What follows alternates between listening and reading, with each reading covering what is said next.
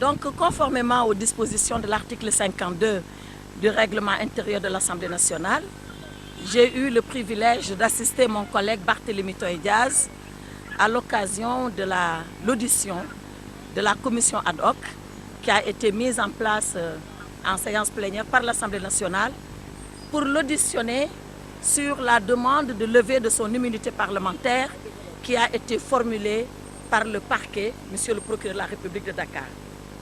Nous avons eu une séance solennelle, très solennelle.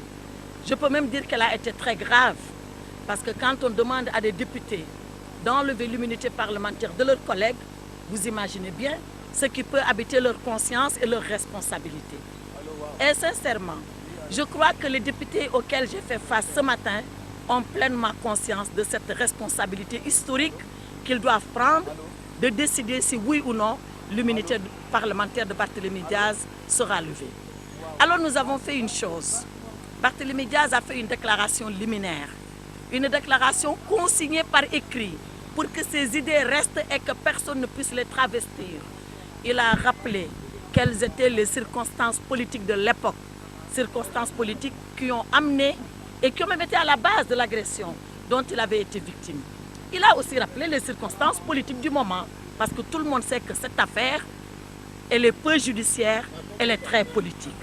Donc il l'a fait, il a laissé la déclaration entre les mains de ses collègues, en âme et conscience, et devant leur seule conscience et devant Dieu, ils jugeront, et nous attendons sereinement leur décision.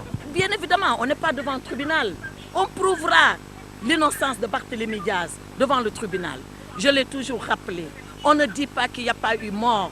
On ne dit pas que Ndiaga Diouf n'a pas été tué. Mais qui a tué Ndiaga Diouf? Voilà l'alpha et l'oméga de cette affaire. Cela, nous le dirons et nous le démontrerons devant le tribunal.